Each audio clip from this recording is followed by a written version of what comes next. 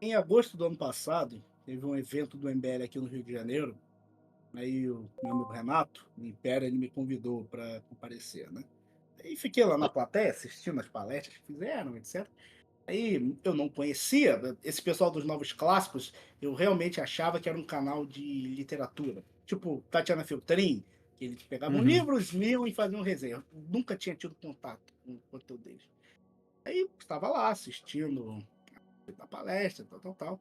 Eles começaram a falar, tipo, Guanabara Mística. Aí eu pensei: "Ah, nossa, ai, lá vem aquela tese merda do Guilherme Freire de volta". Aí, Hum. só para contextualizar, tem um short do Guilherme Freire, que é mestre em filosofia, que eu acho um dos shorts mais merda da história da humanidade, onde ele começa a falar mais ou menos o que esse pessoal dessa tese louca da Guanabara Mística fala.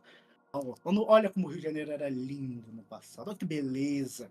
Você pega os vídeos da época, o pessoal de terno, o pessoal bem arrumado, aquelas ruas limpas. Eu só gostaria que essas pessoas soubessem que aquelas filmagens estão ocorrendo na Avenida Central, que foi uma área construída para ser bonita. E a Avenida Central, essa que foi construída após milhares de casas da população pobre ter sido demolida, essas pessoas terem sido expulsas de suas residências, movimento esse que acabou criando a favelização da cidade. Então, toda vez que você ver uma filmagem da Avenida Central, lembre-se que é aquilo ali que levou ao advento daquelas favelas por toda a cidade do Rio de Janeiro. Então, estava lá vendo palestra, tal, tal, tal, e eles começaram a falar de tenentismo. Aí eles começaram a falar de tenentismo de uma forma completamente alheia à realidade. Jovens oficiais que haviam se levantado contra as oligarquias, que tolice absurda, porque grande parte daqueles oficiais eram descendentes de famílias relevantes dentro do Exército Brasileiro, e muitos deles acabaram sendo profundamente relevantes para o futuro do Brasil. Vide, por exemplo, em 1904, um dos participantes daquela tentativa de golpe de Estado era o pai do Marechal Figueiredo, na época, o Tenente Euclides Figueiredo. Enfim, então estava lá ouvindo, tal, tal, tal. Isso devia ser umas 3 horas da tarde. Lá para umas 8 horas da noite, o Renato me apresentou esse pessoal do Novos Clássicos. Eu fiquei profundamente decepcionado, porque a tese era diametralmente contra tudo que eu acreditava, tudo que eu estudei, mas eu imaginei que essa tese seria sustentada por toda sorte de bibliografias que eu nunca ouvi falar, seria sustentada por toda sorte de estudos que eu sequer tinha conjecturado. Não, era uma tese sustentada em absolutamente nada, em pessoas que não conheciam porra nenhuma do começo do Brasil República, pessoas que desconheciam totalmente os eventos que cercavam. Por exemplo, eles acreditam que a reurbanização imposta por Pereira Passos, no Rio de Janeiro, é um grande exemplo de obra de infraestrutura e de solução de problemas. Eu cito que Pereira Passos foi colocado como presidente pelo no caso, presidente estadual, na época era como chamavam os governadores. Ele foi colocado como presidente do Rio de Janeiro pelo presidente da República, Rodrigues Alves. A Constituição do Brasil tinha essas maluquices, o presidente da República foi lá e escolheu o prefeito do Rio de Janeiro, e o Rio de Janeiro tornou-se, Rio de Janeiro que era o Distrito Federal, tornou-se praticamente uma espécie de cidade à parte dentro do território nacional, onde Pereira Passos, um brilhante médico de moral muito canalha, chamado Oswaldo Cruz, empreenderam toda a sorte de crimes contra a população.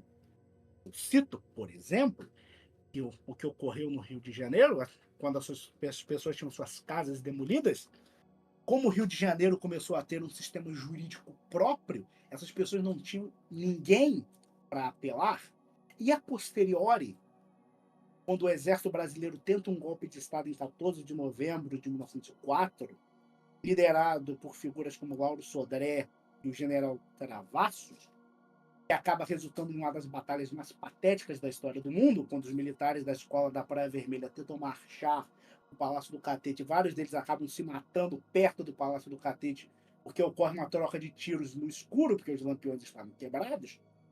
A posteriori, a população pobre da cidade do Rio de Janeiro, porque Pereira Passos, minto, Rodrigues Alves, cita isso tacitamente. Rodrigues Alves acreditava que os pobres eram um símbolo da corrupção moral e intelectual do Brasil.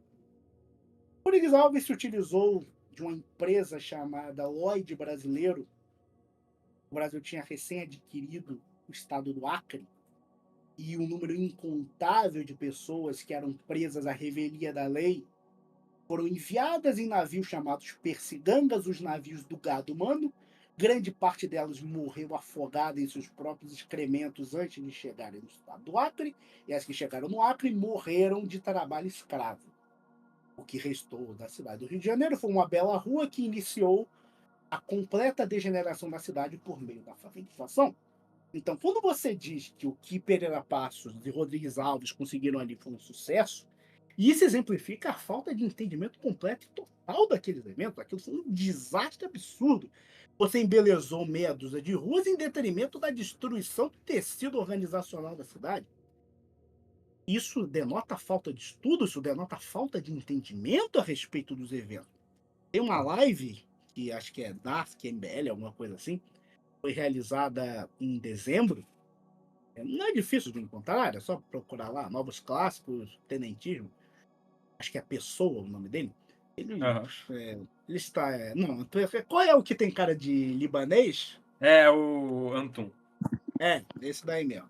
Ele tá lá, porque perguntam para ele, mais ou menos isso que você perguntou aqui. Ah, não tem exatamente nada muito escrito sobre tecnotenentismo, o que é tecnotenentismo, e ele vai explicando da forma mais bizarra possível o que ele acha que é tenentismo. Porque se ele estudou aquela porra ali, aquilo ali é menos do que o verbete da Wikipédia. Então ele vai citando, ele vai pulando assim os eventos, como demonstrando uma falta de entendimento absurda a respeito do que aconteceu ali. Como eu citei, leia um artigo que eu escrevi e está no Valet Plus. O nome é muito simpático, chama-se Por que o tenentismo é tão apaixonante para os Aham. retardados? Então, ali eu cito que o tenentismo ele surge ainda no século XIX, décadas antes da queda do Império. Por exemplo, quando o Império cai, o segundo regimento de artilharia de campanha, que ficava em São Cristóvão, tropas essas que foram utilizadas para derrubar o Império, sem sequer que esses homens soubessem, tanto que em dezembro esses homens se rebelam contra as tropas da recém-fundada e ainda pouco instrumentalizada República. Quando eles se rebelam em dezembro de 1889, depois que eles são presos e vários deles executados no mês seguinte, quando esses praças se rebelam, a escola é tomada por alunos da escola militar, o segundo regimento de artilharia de campanha, é tomado por alunos da escola militar da Praia Vermelha, eram chamados de brigada acadêmica. Desde sempre, eles tiveram impacto. Você pode dizer, ah, mas o movimento tenentista de forma bibliográfica, nós temos que apontá-lo como um evento que surge no século XX. É uma tolice. Desde os primórdios dos tenentes, que são os oficiais de mais de baixa patente, que invariavelmente são jovens, porque quando você adentra nas escolas de preparação de oficiais, por exemplo, a escola naval, você vai chegar na escola naval com seus 18 anos, você vai ser aspirante a oficial por 3 anos, até que você vire guarda-marinha, que é uma patente intermediária, até que você se torne segundo tenente. Então você é um homem de 22 anos quando você for no segundo tenente. Você é um homem jovem. E, invariavelmente, gente jovem acaba tendo muita ideia merda a respeito da realidade. Então, a falta de entendimento dessas próprias pessoas que defendem o tenentismo, eu acho formidável.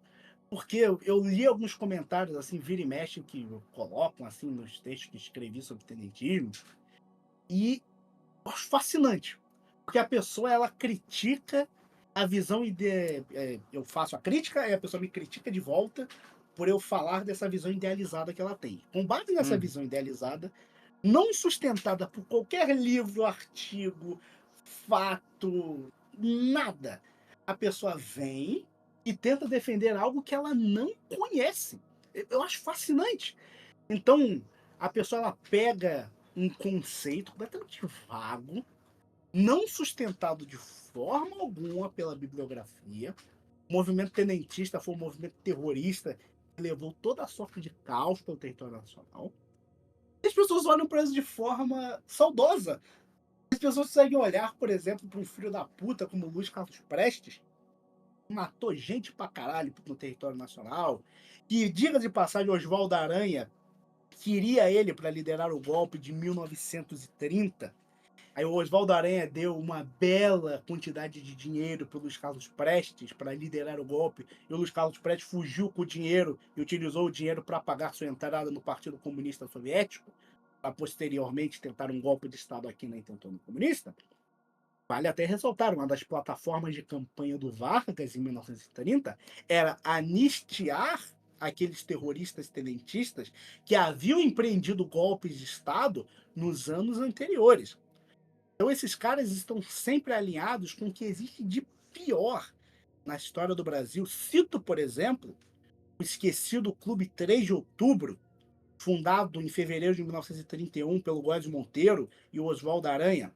Era literalmente um grupo de agitadores e terroristas que tinham e tão somente a missão de tentar sustentar a ditadura Vargas com poderes discricionários o máximo de tempo que eles pudessem.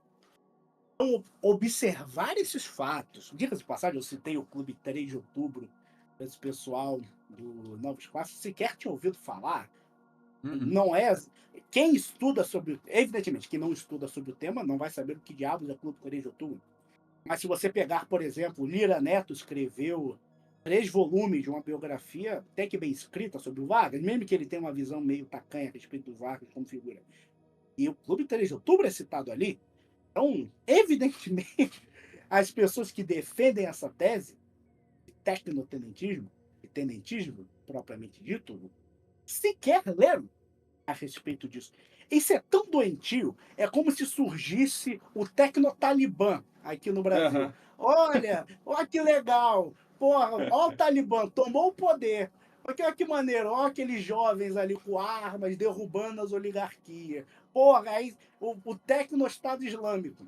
Porra, é foda você pegar um bando de terroristas, romantizar esses terroristas e você achar de alguma forma que isso pode dar certo. Cara, tem, como eu citei aqui já, tem tanto herói na história do Brasil, tem tanta gente formidável, e você vai pegar logo os maiores filhos da puta da nossa história para você idealizar. É foda.